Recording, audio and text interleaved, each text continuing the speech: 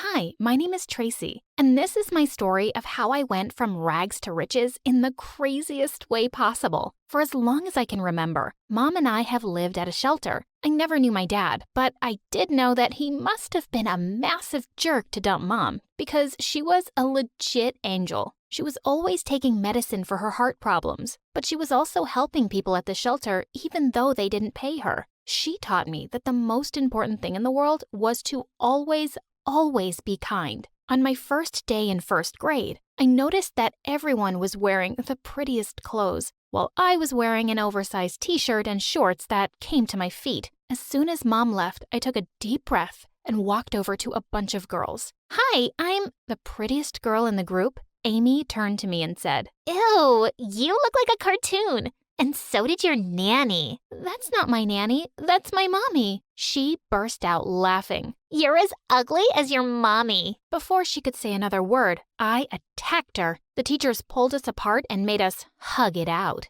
For the next few years, school continued like that. Amy became my biggest nemesis and was always trying to be a pain in my butt. One day when I was in the 8th grade, I was walking to school when I suddenly heard a strange scratching sound from behind the dumpster. I decided to take a look. It was an adorable little puppy trying to hide under an old cardboard box. I picked it up and wrapped it in my school jacket. Hey there, little guy. You lost? Just then, I noticed it was wearing a collar made of diamonds. Aw, baby. Someone loves you. Just then, a manic-looking man in a suit came running out and out of another alley. The minute he saw me, he charged straight towards me and snatched the puppy from my arms. Hey, what are you? Before I could finish, a woman dressed in really fancy clothes and heels came running after him, and she started screaming when she saw the puppy. Had these crazies broken out of some rich people's mental hospital? Oh, my kushushu, pushushu boo boo, baby, mama missed you. And then she turned to me angrily. You were trying to steal my dog. Excuse me, I wasn't trying to steal your dog. I just picked him up from the street. To steal him? Or his collar? No, to help him. I'm not some common thief. Finally, the woman looked like she believed me, and she said, Fine. You saved my Jimmy, and I don't want to owe you any favors. My car is parked there. Come with me, now. I said no, and that she was a stranger. Then she nodded to her driver, who made me get in the car immediately. Take us to the big bazaar, and let's get her whatever she wants. We reached there, and as the driver was walking in with me, I spotted the nearby pharmacy and said I wanted to go there. When she asked me why, I said the only thing I wanted to buy was medicine for my sick mom. I even took out the prescription and showed it to him. The driver walked back to the lady and explained everything to her. She looked really surprised and then nodded. Once I'd bought the meds, she offered to drop me back home. As soon as we got there, I realized the bridge between our two worlds, her fancy car and my old shabby shelter home. I felt kind of embarrassed, so I quickly thanked her and ran inside. But to my surprise, the woman was waiting for me outside the shelter the next day, and she had a doctor with her. She had brought him to check up on my mother. After a thorough examination, the doctor said the meds were not the right ones and he immediately changed them. After the new prescription, Mom started to feel better in a few days. I felt so happy and relieved. I called the woman up and thanked her for her kindness. She laughed and said, Don't go soft on me, kid. Consider this a favor repaid. I thought that was the end of it and I wouldn't see the woman again. But to my surprise, the next day her car was outside the shelter again. As soon as I saw her, I rushed towards her and hugged her. She hugged me back. I gave her a flower I'd picked up on my way and her face lit up. Now that your mom is taken care of, I hope we can buy something for you today. We went inside the mall and had so much fun together. She took me to every boutique and shoe store in the mall. After I had literally shopped till I was ready to drop, she dragged me to the ice cream place and then we went to the arcade. We spent hours playing every game we could, although she was even worse than I was. Over time, we grew quite close. One day when I went to school, Amy was lazily leaning against my locker waiting to torture me as usual. Hey, Patches. How many times are you going to patch up that ugly coat? It's beginning to look like a quilt now. I completely ignored her as I removed my coat And then suddenly everyone gasped. I was wearing some of the new clothes the rich lady had bought for me the day before. And then they noticed my Prada bag. What did you do, Tracy? Rob a bank? Oh, I just decided to take fashion a little seriously. And let me give you some advice. That shade of green on your face is a really ugly look. Everyone was suddenly taking me more serious now that I was better dressed, and even coming over to me for fashion tips. I knew it was pretty shallow of them, but seeing how much it bothered Amy made it worth it. One day when we were at lunch, Amy and her minions walked up to me. She glared at me as though she'd eat me alive. Suddenly, I realized we were wearing the same outfit. Admit it. You're wearing a cheap copy. There's no way you can afford an original limited edition. I don't know, Amy. Yours looks like the wrong shade of white. Are you sure you're not wearing a copy? The minions' eyes widened and they started to whisper, and Amy turned a horrible shade of red. How dare you!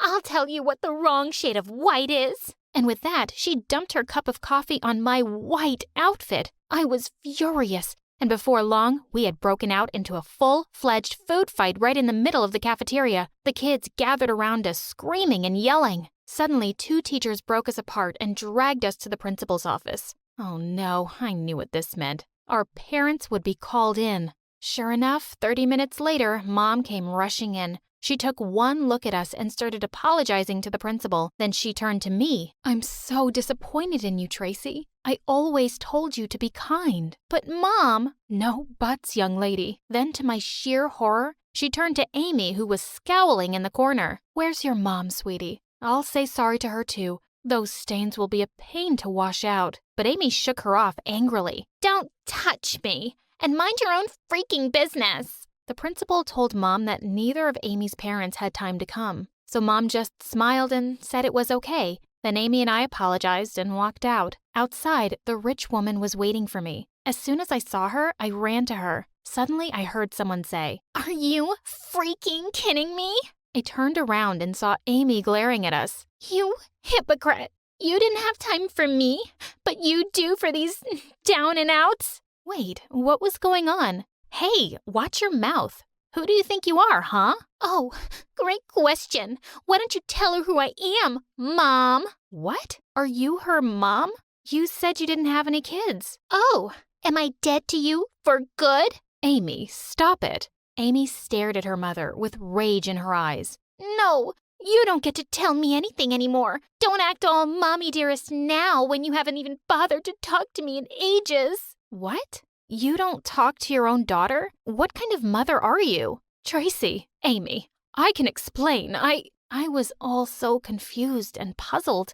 She'd been going around acting like a great mom figure to me, while she acted like her own daughter didn't even exist. I just turned around abruptly and ran home. I kept ignoring the rich woman's texts and calls because I was still reeling with shock over what had happened. But eventually, I decided that she deserved a chance to explain herself. And I told her that I would meet her after school. But as I was heading out of school the next day, I felt someone pull me by the back of my shirt. It was Amy, looking like a psycho. And where do you think you're going? To meet my mother? I shook her off. It's none of your business, Amy. And whatever is going on between you and your mom is not my fault. You better not meet her ever again, Tracy, or I'll have you and your mother kicked out of the shelter. Oh yeah? How do you think you can even do that? Her face twisted into an evil smile. Oh, my dad's a really powerful person on the city council. And once he tells the shelter people that you and your mom robbed my poor mother to buy branded clothes, they definitely won't be keeping thieves there. Just looking at her face, I knew she meant what she said. I hated being bullied by Amy like this, but I couldn't afford to land myself and Mom on the streets. I texted the rich woman to never contact me again. I even sent back everything she'd given me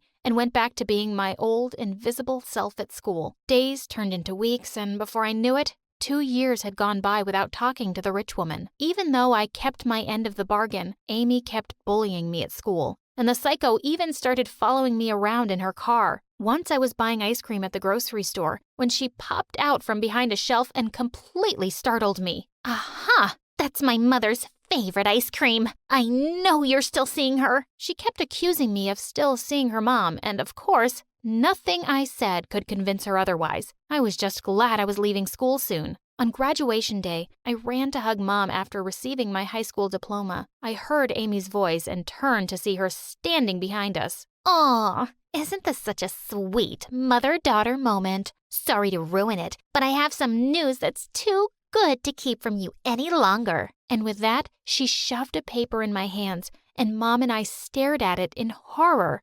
It was a notice from the city council saying that our shelter would be permanently shut down because it had lost its funding. How can you do something like this? Do you have any idea how many people will lose their homes? I forgot the part where that's my problem.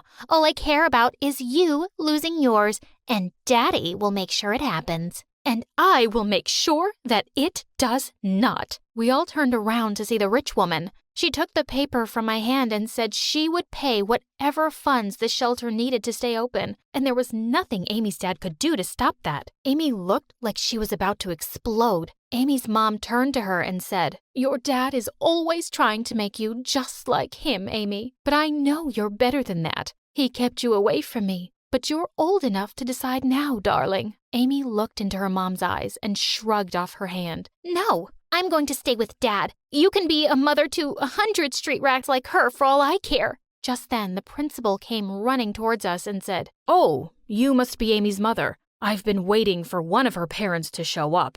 I wanted to let you know that Amy can't graduate. She will have to repeat a year." What?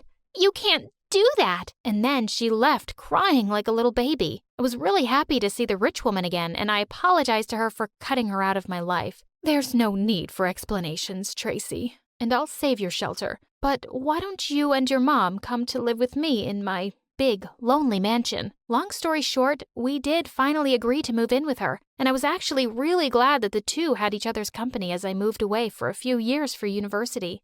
I met a wonderful guy there, and after graduation, we moved back to my hometown so I could help the rich woman manage her business. I'm a successful businesswoman now with 2 beautiful kids and 2 doting grandmas who are always happy to babysit.